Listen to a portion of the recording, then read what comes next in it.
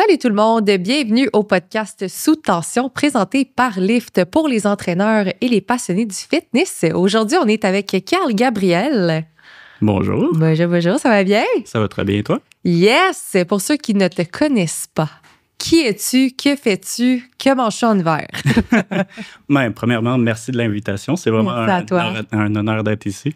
Dans le fond, bonjour, mon nom est Carl. Je suis physiothérapeute en clinique privée, puis je travaille pour la clinique Next Generation Physio.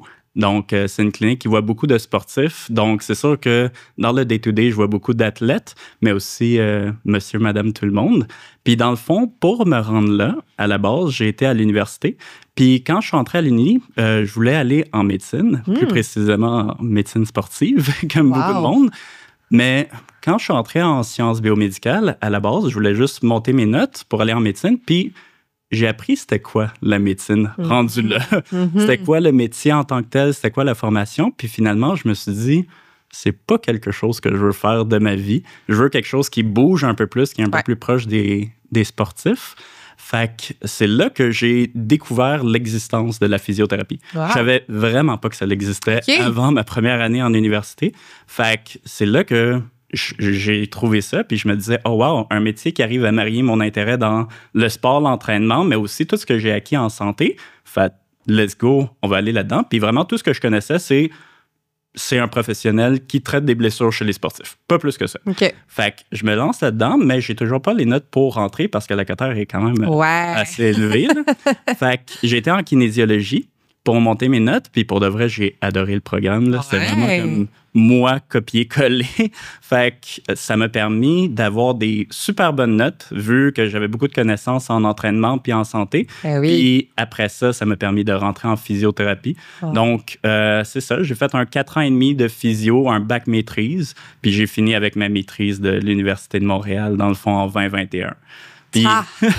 C'est un gros processus, là. 6 ans et demi. Ouais, OK, c'est ça. Je calculais, je suis comme, mon Dieu, c'est beaucoup. 6 ans et demi d'université, puis finir justement avec ma maîtrise. Puis à partir de là, il faut continuer à faire des formations continues. Puis j'ai fait une formation, dans le fond, de premier répondant sportif qui me permettait justement d'être physio puis premier répondant pour des compétitions sportives puis pour des équipes sportives.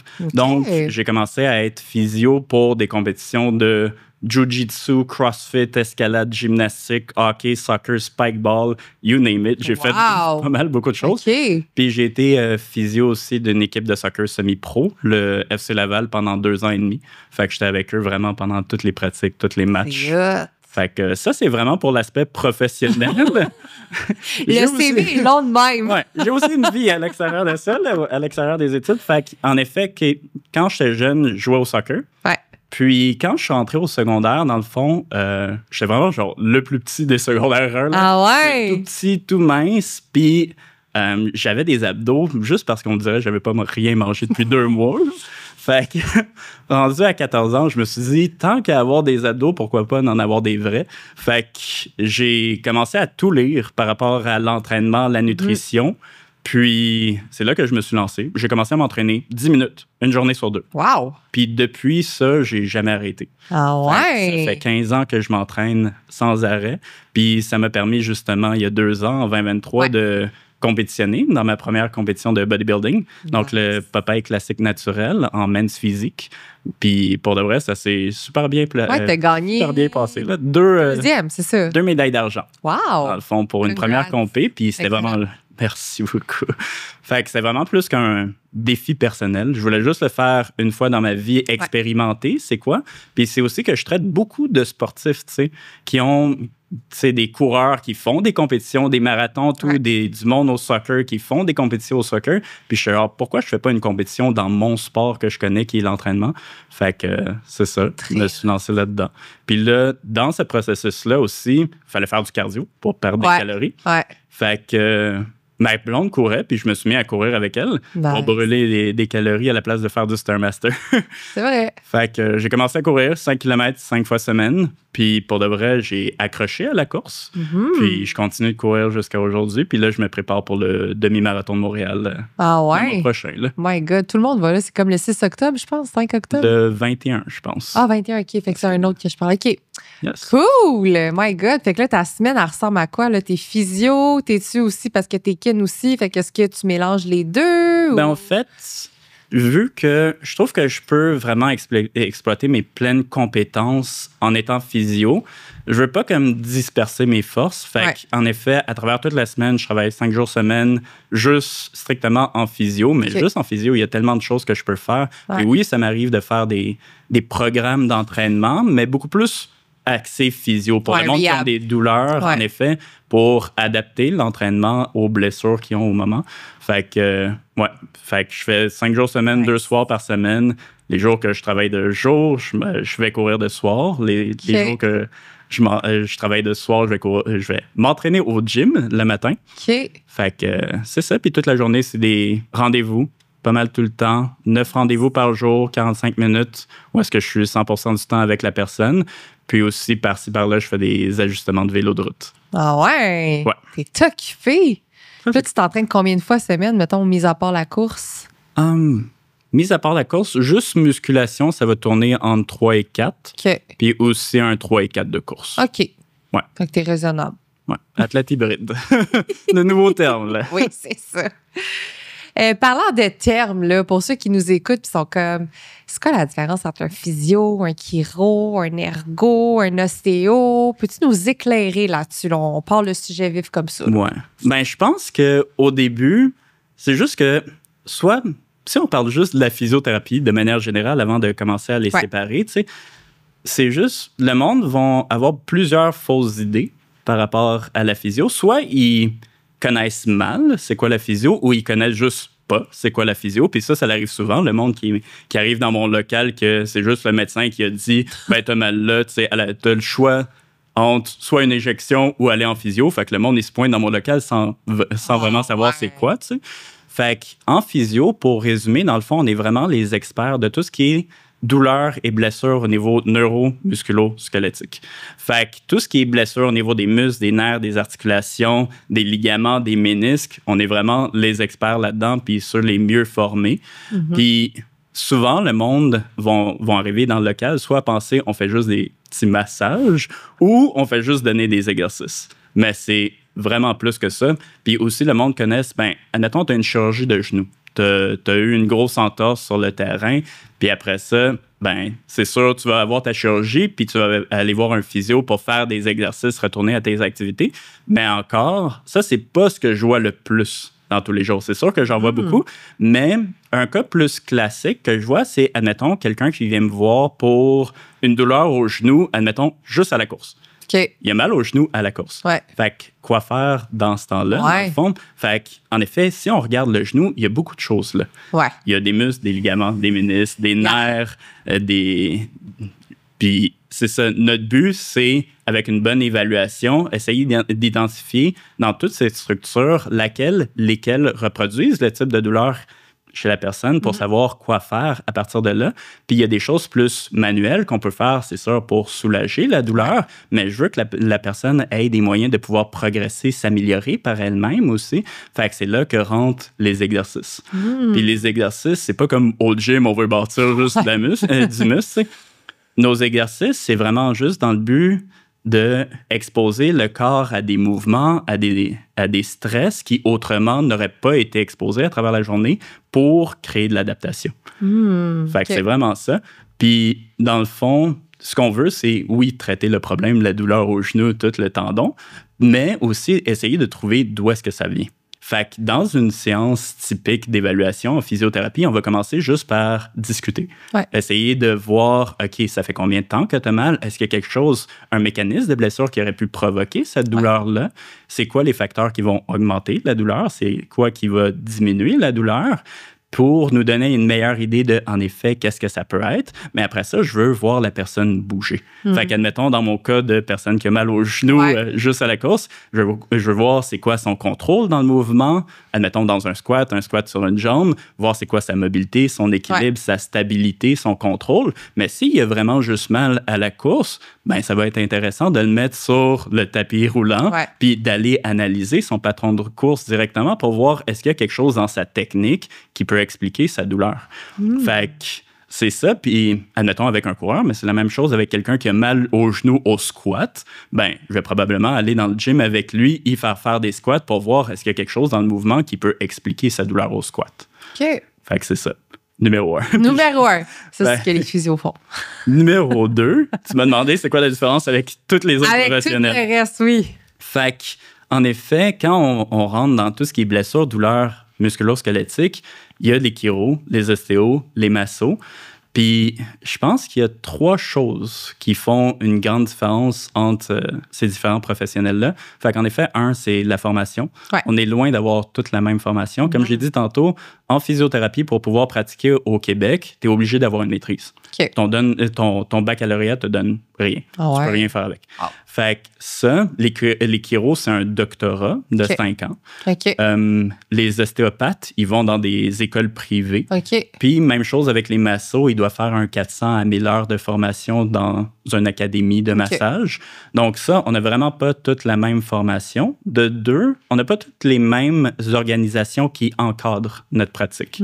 Fait que en physio, on va avoir un ordre professionnel.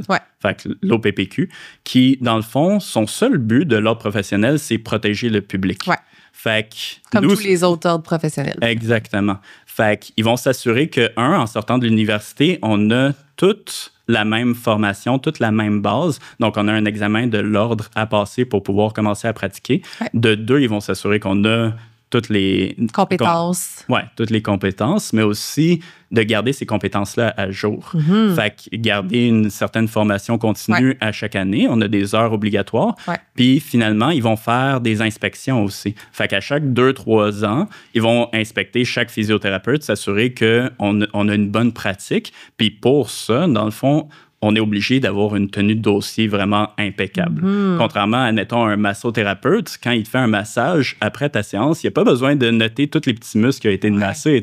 Par contre, en physio, on est obligé de le faire. Fait que c'est pas mal ça. Puis, dernièrement, ce qui fait la plus grosse différence, je pense, entre tous ces professionnels-là, c'est la lunette à partir de laquelle on regarde le corps. Comme j'ai dit tantôt, les physios, on est vraiment plus basé sur tout ce qui est neuromusculo-squelettique, fait que tout ce qui est muscles, nerfs, et comme j'ai dit tantôt. Puis quand on donne un diagnostic, parce qu'on peut donner un diagnostic en physiothérapie, c'est basé sur, comme Kevin l'avait parlé en posturologie, je pense, c'est basé sur le modèle biopsychosocial. Fait qu'on va avoir l'aspect bio, tout ce qui est anatomique, mécanique de la douleur. On va avoir le psycho. Fait que, est-ce que la personne a des peurs de la douleur, peur de bouger, les croyances que la personne a par rapport à sa douleur, puis l'aspect social. Fait que tout ce qui va être l'entourage de la personne, famille, amis, puis aussi la relation avec l'employeur. Admettons, quelqu'un qui en arrêt de travail peut continuer à avoir mal parfois juste parce qu'elle a peur de retourner au travail. Fait que ça, on va donner un diagnostic là-dessus. Quand on parle des ostéopathes, c'est basé plus sur une pratique qu'on appelle holistique. Fait qu'ils vont prendre en compte ce que nous, on fait aussi, mais ils vont aussi prendre en compte la relation avec les organes, la spiritualité, les hormones, puis pas mal ça, je dirais. Quand même. Les émotions aussi. Fait que, comme j'ai dit, une approche un peu plus holistique. Les massos vont avoir une approche un peu plus musculaire, puis les chiros, une approche un peu plus articulaire. Fait que c'est ce que je dirais qui est la grosse différence. Wow! OK, ben là, je suis éclairée. Beaucoup d'infos. Quand même. Puis, si on retourne un peu à ce que tu fais le day-to-day, là, c'est quoi ça ressemble à quoi là, ta journée type là, chez NextGen? Ben je pense que, comme j'ai dit tantôt, j'ai 3 jours que je travaille de 2 jours, 2 de soir. Puis c'est vraiment des rendez-vous de 45 minutes en physiothérapie. Puis ça, je peux voir vraiment du monde qui ont tout type de blessures ou conditions différentes. Parfois, il y a du monde qui viennent me voir avec juste des maux de tête, douleur à la mâchoire. Donc oui, on a des spécialisations en mâchoire. Ça peut être une analyse de course, ça peut être des douleurs au dos, des choses comme ça, ou encore une fois, tout ce qu'on connaît après des chirurgies, des fractures, ça aussi, on est vraiment bon là-dedans. Fait que ça ressemble pas mal à ça à mon day-to-day. Puis je fais aussi beaucoup de formation des nouveaux employés. Puis j'ai un aspect plus gestion aussi. OK, c'est cool. T'es-tu spécialisé en quelque chose en physio? Pas nécessairement spécialisé. Je pense, vu que je vois beaucoup de sportifs, puis vu mon background, en effet, j'ai une spécialisation un peu plus en sportif, puis j'ai plusieurs formations continues par la suite que j'ai faites, mais c'est plus des outils de travail. Fait que comme je fais des ajustements de vélo de route, comme j'ai dit tantôt, une grosse partie de notre travail, c'est basé sur l'analyse du mouvement, voir si la personne a une bonne posture, un beau mouvement qui est optimal. Puis comme ajuster une chaise de bureau, que la personne reste dessus pendant plusieurs heures, il y en a des athlètes de triathlon qui vont passer des heures et des heures sur le vélo. Fait qu'on veut vraiment avoir la position la plus optimale, mais aussi la plus efficace dessus. Fait que j'ai fait des formations d'ajustement de vélo de route. Puis, j'ai fait des formations aussi de dry needling. Fait que le monde ne connaisse pas souvent c'est quoi. Mais on peut utiliser exactement les mêmes aiguilles qu'en acupuncture, mais en physiothérapie. C'est juste qu'en acupuncture, c'est basé vraiment sur la médecine traditionnelle chinoise puis les réseaux d'énergie dans le corps. Puis en physio, on l'utilise pour aller relâcher les muscles puis aller travailler sur l'inflammation. Fait que ça nous permet d'être très efficace et plus profond à relâcher un muscle sans autant forcer avec nos mains. OK. Ça fonctionne bien, là. Ça fonctionne extrêmement bien. Wow. Ah ouais, c'est impressionnant. OK. Puis, c'est quoi la plus grande fausse idée que les gens ont sur le métier de physio? T'en as parlé un petit peu tantôt, là. Des petits massages. C'est ça. On est loin de faire juste des petits massages ou juste donner des exercices. Puis, ce que je veux dire aussi, c'est souvent, on va juste connaître un aspect de la physiothérapie, comme là, je parle du fait que je travaille en clinique privée, mais quand on est formé pour travailler au public et au privé. 50% des physiothérapeutes vont travailler au public, en hôpital, en CLSC, en GMF, en centre de réadaptation ou donc dans toutes ces sphères-là. Donc, dans notre formation, on a beaucoup de formations au niveau cardiologie, neurologie, parce que, disons, comme moi, personnellement, mon dernier stage, je l'ai fait à Sacré-Cœur en soins intensifs neuro. Fait que la clientèle que je voyais, c'était vraiment en soins intensifs, du monde qui venait de rentrer après un AVC, du monde blessé médulaire, fait qui devenait paraplégique, quadraplégique ou des traumatismes crâniens. Puis souvent, le monde connaisse moins cet aspect-là de la physiothérapie. Qu'est-ce qu'on peut faire parce qu'on va être vraiment la seule personne à travers toute la journée qui va rentrer dans la chambre du patient puis qui va lui dire « l'on bouge ». C'est toi. Exact. Parce que tous les autres professionnels, les infirmiers et tout, ils vont faire des tests, ils vont prendre des prises de sang, donner de la nourriture, mais ils vont pas faire bouger la personne. Fait que c'est ça, il y a tout cet aspect-là. Puis même au niveau du privé, il y a tellement de spécialisations qu'on peut avoir, comme justement traiter la mâchoire. Il y a les vertiges, les étourdissements qu'on peut traiter en physiothérapie. Une des branches les plus importantes, je dirais, c'est la physio périnéale. Fait que pour le plancher pelvien, donc pour les femmes prénatales, postnatales, c'est tellement important pour justement prévenir. Je te le conseille aussi. Oui, j'ai rendez-vous la semaine prochaine. Good. Fait que pour minimiser les risques de déchirure à l'accouchement, avoir un accouchement un peu plus facile, puis aussi bien récupérer après, parce que l'accouchement est quand même un gros stress sur le corps qu'on a besoin de récupérer. Fait que ça, puis limiter les fuites urinaires aussi, c'est super important. Puis on peut aussi traiter les bébés, donc en pédiatrie. Je savais pas. Mais ça, c'est toutes des spécialisations qu'on peut aller chercher aussi. C'est-tu comme une autre maîtrise que tu fais pour ça ou comment ça fonctionne? C'est un micro-programme. OK. Surtout à l'université. À l'université, comme pour le plancher pelvien, c'est un micro-programme. Puis sinon, on peut faire des formations continues, admettons, pour les traitements des enfants ou pour les vertiges, des choses comme ça. Wow! Full intéressant. OK. Puis c'est quoi, là, dis-moi donc, la partie la plus gratifiante de ton travail? La partie la plus gratifiante, je dirais, c'est d'être capable d'aider le monde à retourner aux activités qu'ils aiment faire sans se sentir limité par la douleur ou la blessure. Puis ça, que ce soit une jeune fille qui s'est blessée au soccer, qui a eu une chirurgie au genou, puis que je suis capable de travailler avec elle à retourner sur le terrain pour la première fois après 8 mois, tu sais, qui est capable de toucher un ballon puis tout. Fait que ça, c'est extrêmement gratifiant, mais c'est aussi gratifiant un grand-parent qui n'est pas capable de jouer avec ses petits-enfants parce qu'il a tellement mal au dos. Puis là, après ses traitements et tout, il est finalement capable de s'impliquer dans la vie familiale. Fait que pour moi, ces deux aspects-là, c'est aussi gratifiant l'un que l'autre. Très cool. Puis, à contrario, la plus difficile? La plus difficile? Je pense que quand on commence, il y a beaucoup de choses qui sont difficiles en physio, mais après quelques années de pratique, on s'habitue, on devient meilleur, c'est sûr.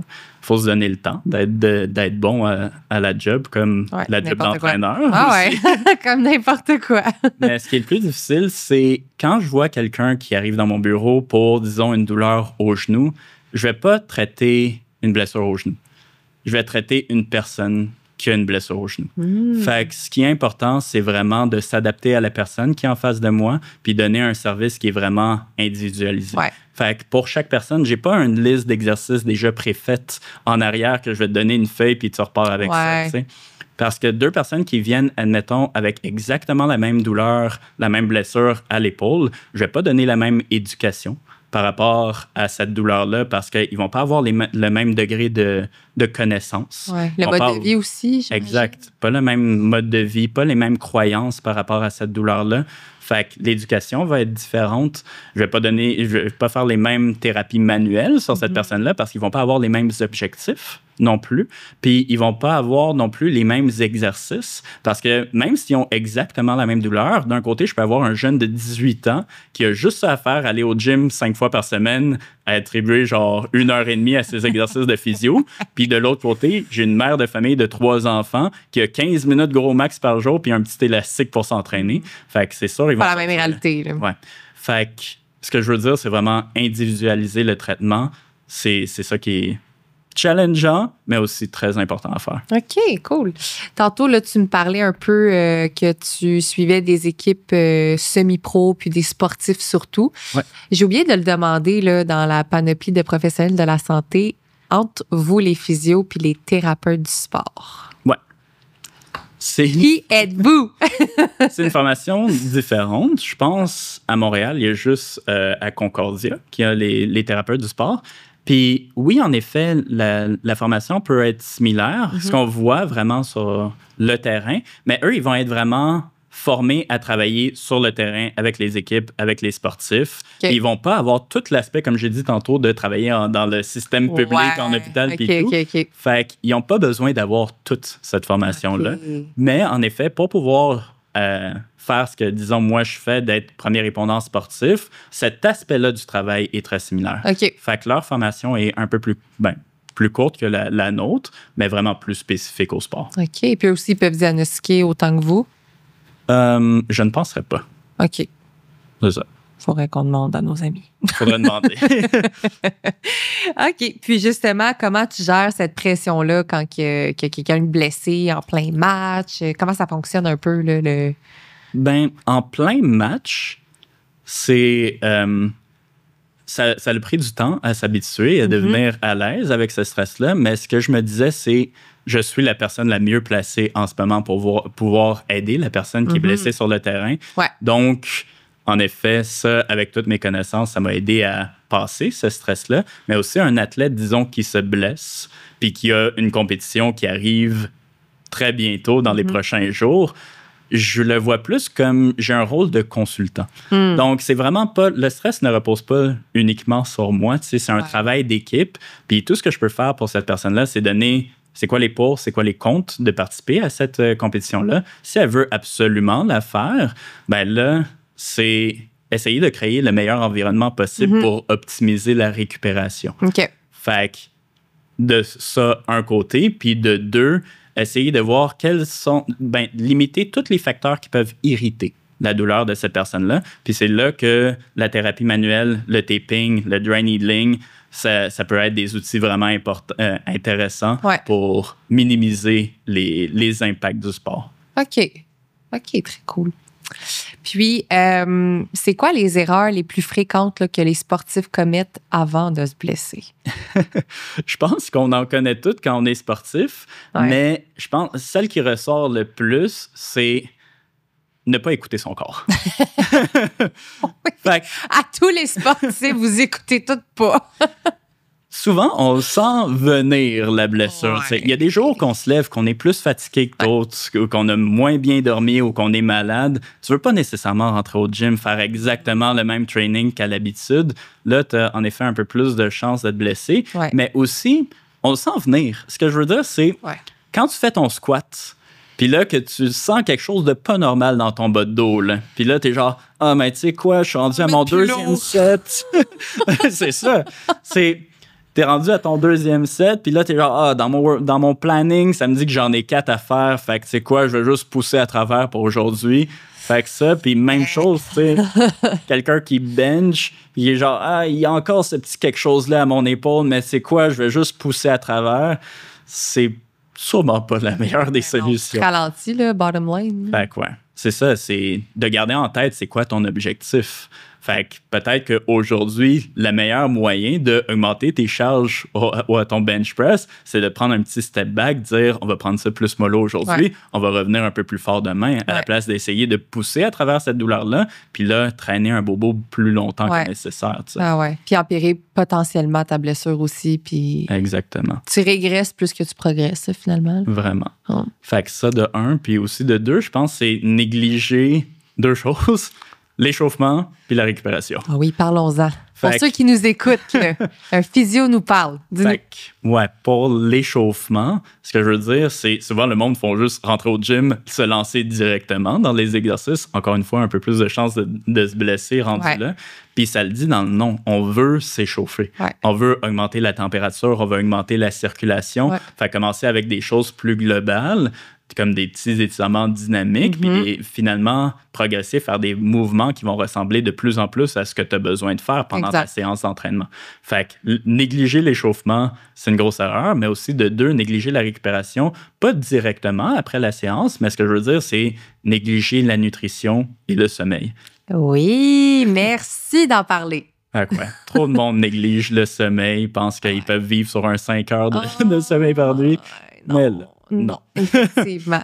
Puis, parlant d'échauffement, est-ce que toi, tu conseilles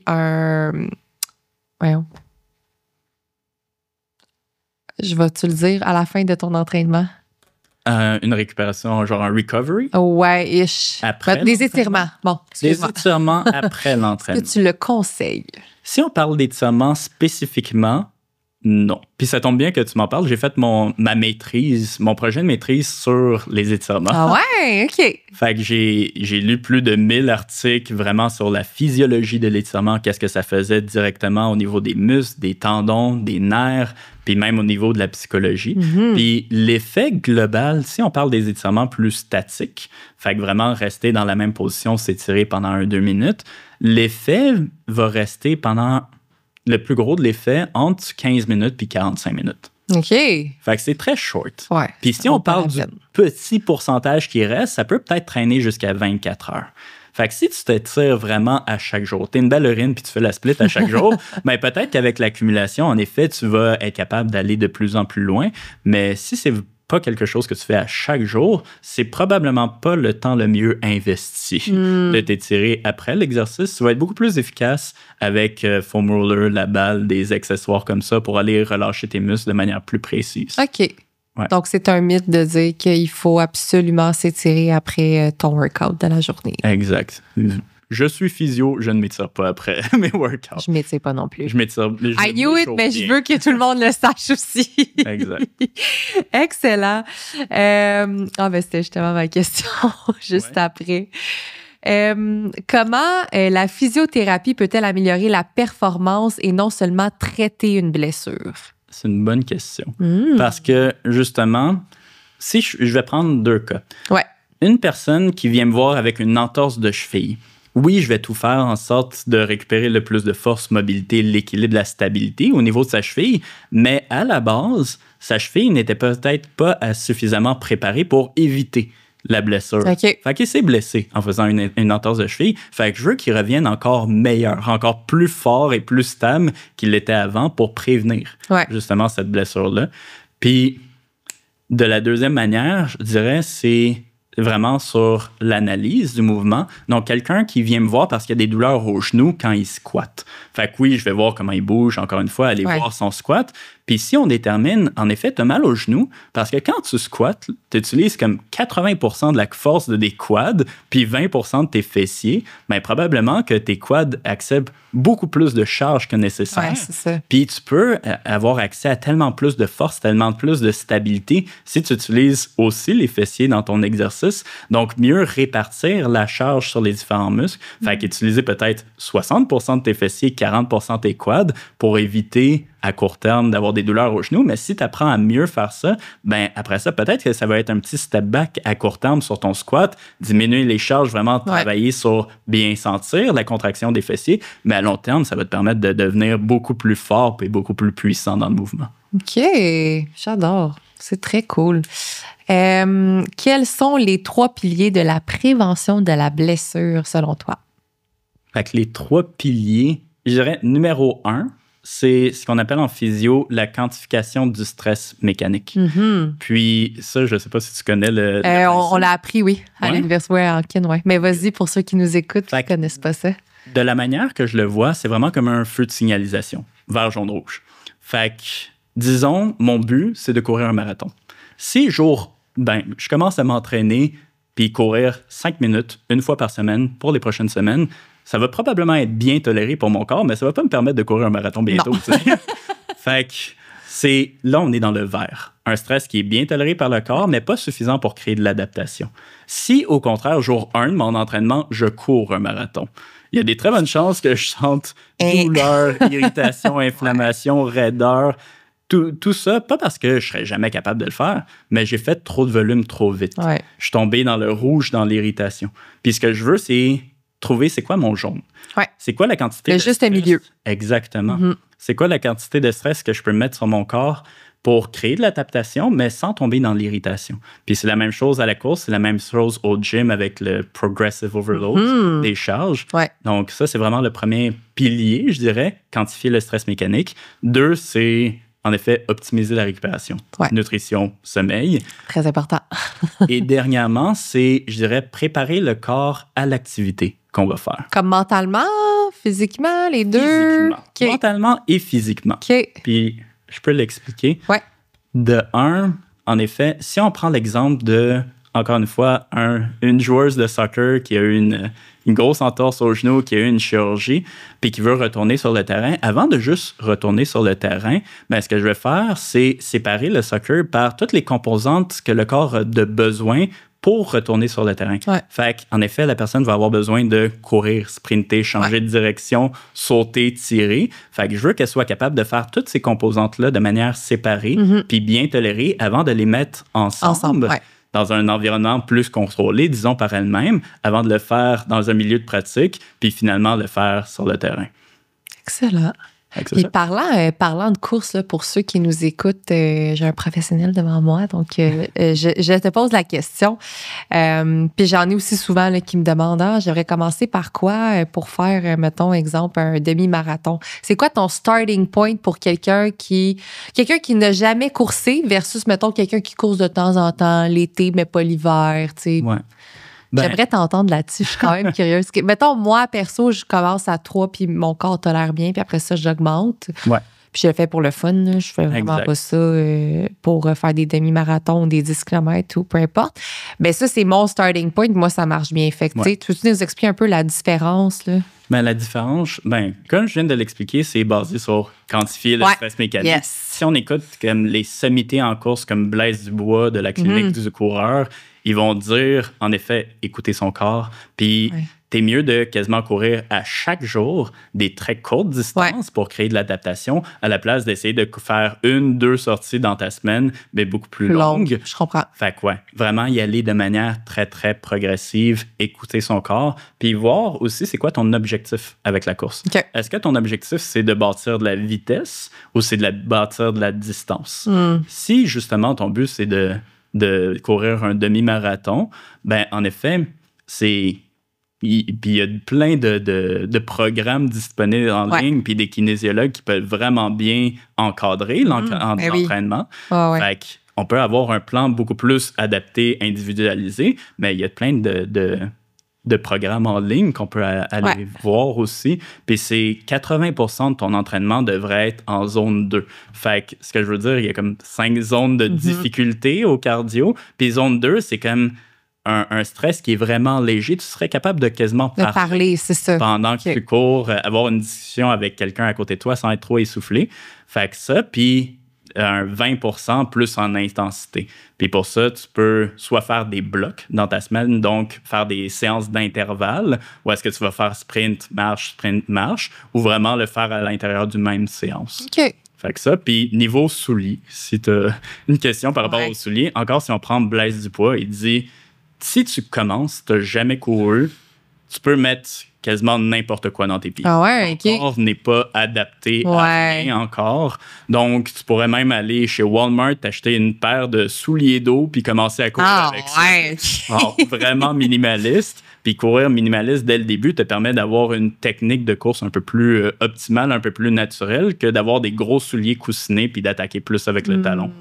Fait que, Niveau souliers, ben... Tu peux commencer avec n'importe quoi, mais du moment que tu as commencé, après ça, changer le soulier, ça va prendre un certain temps d'adaptation. Ah ouais. C'est sûr. La manière que tu cours, puis l'impact aussi au sol. Là. Exactement. OK. Je vais aller pour un segment vrai ou faux. Yes. Si tu veux t'étaler sur le sujet, tu peux. Sinon, on peut passer aux prochaines questions sans problème. À l'action. All right. Donc, vrai ou faux? La douleur, c'est juste dans la tête. Vraiment faux. OK. Vrai ou faux? Il faut toujours mettre de la glace sur une blessure ou juste de la chaleur? Faux. Je suis curieuse. J'aimerais savoir qu'est-ce qui est quoi. Je m'y connais pas. Fait en effet, plusieurs études sont sorties dans les dernières années. Avant, on avait beaucoup l'acronyme RICE. Oui. Donc, RICE, REST, oui. ICE, puis tout. Fait on disait vraiment, après ta blessure, en phase inflammatoire, mets de la glace, élève la jambe, tout ça. Mais avec les études, ça a montré que, justement, mettre de la glace limitait l'inflammation puis pouvait faire en sorte que les tissus ne guérissent pas de la manière la plus optimale et la plus solide. OK. Fait qu'on veut laisser le processus inflammatoire aller. Fait que ça, puis la chaleur peut même aider à ça. Fait que dépendamment, c'est quoi ton type de blessure, moi, ce que je conseille à mes clients, si tu as mal, essaye le chaud, essaye le froid, essaye de voir lequel t'aide le mieux. Parce que dans les deux cas, il va quand même avoir moins d'effets secondaires que prendre des anti-inflammatoires. Fait qu'avant de prendre un anti-inflammatoire, essaye les deux. Si là, ça marche pas, là, tu peux prendre un anti-inflammatoire. OK. Mais la glace peut ralentir le processus de guérison. OK. Wow, OK. Vrai ou faux, plus on vieillit, plus on est condamné à avoir mal? Très faux. Vrai ou faux, si ça ne fait plus mal, c'est que tu es guéri? Faux. Excellent. Les claquages musculaires arrivent seulement aux sportifs de haut niveau? Très faux aussi. Un massage peut remplacer complètement une séance de physio? Faux. Je pense que je l'ai expliqué depuis tantôt qu'on fait bien plus que des massages. Une vieille blessure finit toujours par revenir? Faux. Mais...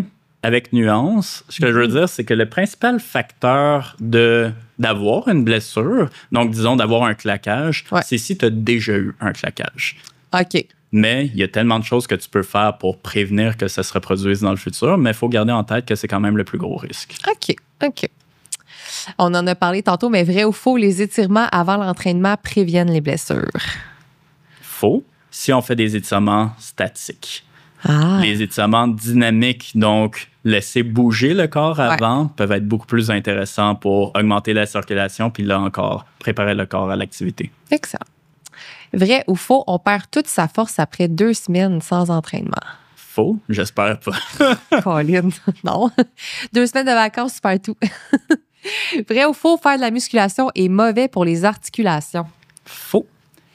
Puis, est-ce que je peux développer oui, tellement. Vas-y. Si je peux parler d'une fausse croyance, Le monde dit souvent la course est mauvais pour les genoux. Et ça, c'est quelque chose que je vois vraiment souvent. Ben oui, tellement, on l'entend partout. En séance, mais c'est vraiment tout le contraire. Puis les études ont montré que, justement, à courir, tu as même moins de chances d'avoir de l'arthrose dans le futur parce que tu adaptes ton articulation à accepter de plus en plus de stress. Donc, ça stimule le cartilage, ça stimule l'articulation, puis ça y permet d'être plus en santé longtemps.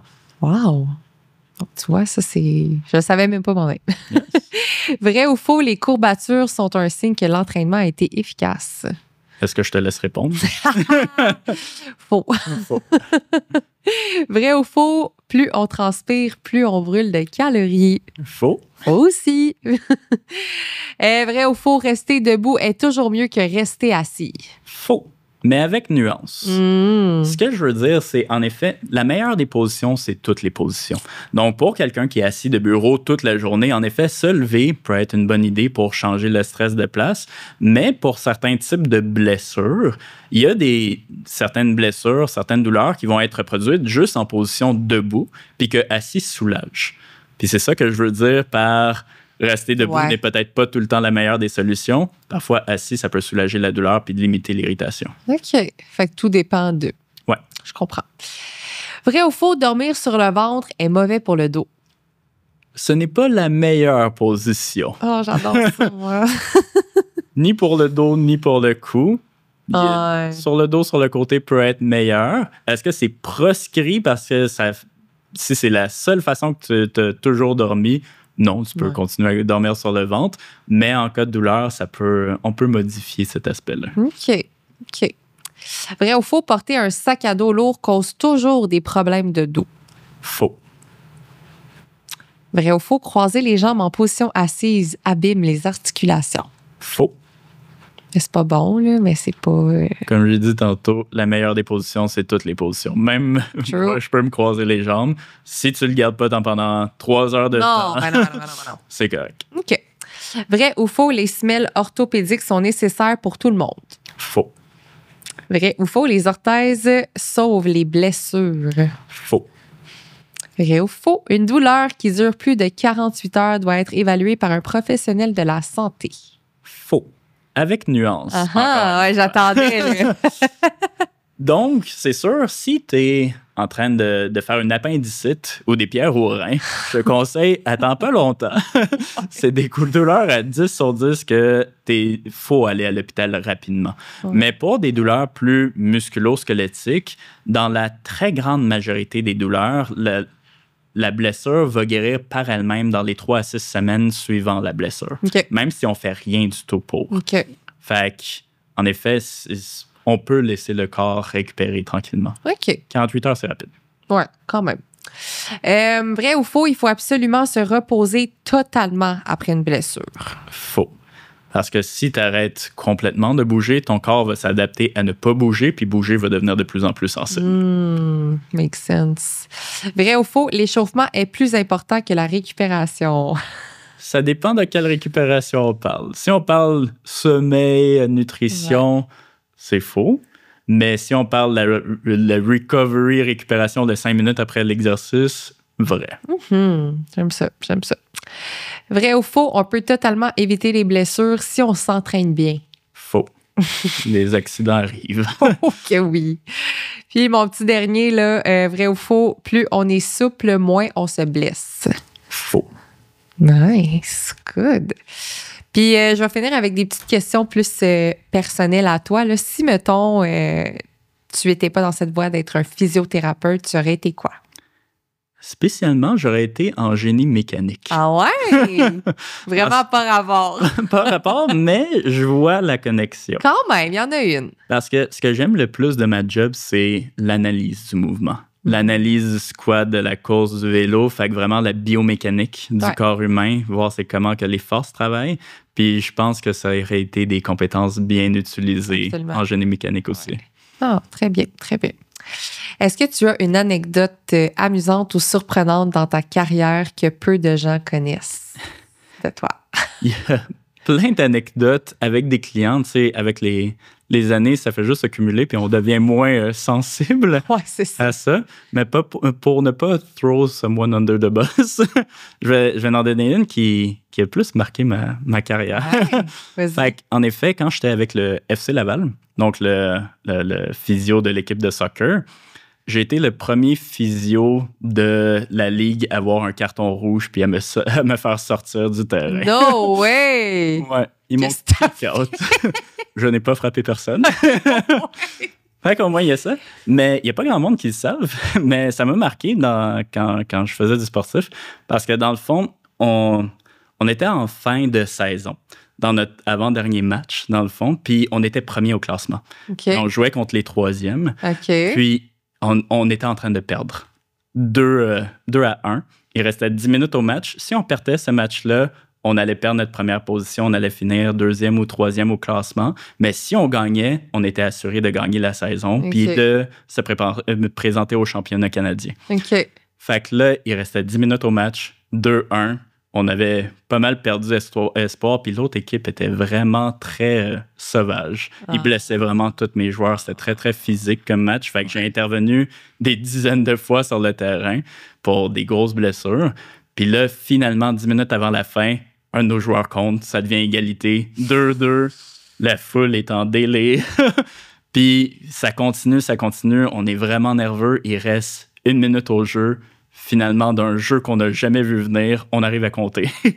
Puis là, les estrades se sont vidées sur le terrain. Le banc des joueurs s'est vidé sur le terrain. Je regarde à gauche, à droite. Je vois l'assistant coach embarquer. Je me dis, fuck it, j'embarque. Fait que je cours avec tout mon matériel de physio. Je saute dans la foule. On fait une grosse meute, tout. Puis on revient sur le banc après. L'arbitre arrive nous voir et dit « Ouais, là, je vais devoir donner des cartons à au moins un de tes joueurs sur le banc. Puis c'est sûr que ton physio est out. » Oh non! Parce que quand t'es en physio sur le terrain, tu peux pas embarquer sans que l'arbitre te le dise. Fait que je me suis fait kick-out avec juste le temps supplémentaire à faire, mais j'étais bien content de ça. J'arrive dans les vestiaires après, le coach, il me demande « Tu t'es-tu vraiment fait sortir? » Genre « Oui, j'ai eu un carton rouge. » Et genre « Man! » Grosse poignée de main. Puis après ça, pendant les pratiques, les parents viennent me voir. « T'as pas vraiment eu un carton rouge. » Je savais pas que c'était possible. Ben quoi, ça m'a marqué sur le moment. OK, c'est quand même drôle. Quand même drôle. Ah ben, coudonc. On salue Boubacar. Question. Good. Puis c'est quoi là, tes projets ou tes ambitions là, dans les prochaines années? Parce que ça fait 4 ans que tu travailles chez NextGen? Oui, ça fait 4 ans que je suis physiothérapeute pour NextGen. Nice. Puis là, en ce moment, je travaille fort, entre autres, parce qu'on est en processus d'ouvrir une nouvelle clinique à Laval. Fait qu'on en a déjà 2 à Montréal. Puis on en ouvre une grosse clinique à Laval pour pouvoir desservir ici aussi avec plus de physiothérapeutes. On va avoir notre propre gym privé aussi. Wow. Offrir, comme à Montréal, nos services de physio, ostéo, masso, acu. Puis, dans le fond, je suis devenu copropriétaire puis directeur de cette nouvelle clinique-là à Laval. Fait que, merci beaucoup. Fait que dans les prochaines années, mon objectif, c'est de vraiment faire bâtir cette business-là. Puis, toujours me challenger au niveau sportif. Ouh, j'aime ça. Un message clé là, que tu aimerais que nos auditeurs retiennent aujourd'hui de ta part? Je pense, le plus gros des messages, c'est tu n'es pas condamné à avoir mal. Fait que le monde, souvent, tu sais, passé 40 ans, ils se disent « Ah, c'est normal d'avoir mal au dos, tu sais, c'est normal d'avoir cette petite douleur-là. » Puis souvent, le monde attribue ça à l'âge. Puis j'ai même eu une jeune fille qui me disait, à 21 ans, elle avait mal en faisant le gym. Puis elle était genre « Ah, ça doit être l'âge. » À 21 ans, ce n'est pas l'âge qui fait mal. Fait que même si tu as de l'arthrose, même si tu as des hernies discales, tu n'es pas condamné à avoir de la douleur pour le restant de tes jours. Va consulter quelqu'un qui s'y connaît en musculo-squelettique. Il y a toujours quelque chose à faire pour soulager puis même possiblement te débarrasser complètement de ces douleurs-là. Nice, excellent. Pour ceux qui ont aimé nous écouter, c'est quoi ton handle sur Instagram où est-ce qu'on peut te suivre? Yes, donc c'est Carl Labissière, tout collé en minuscule. Merci beaucoup, Carl. Merci à toi. Ça fait un plaisir, puis on se revoit peut-être dans un prochain podcast.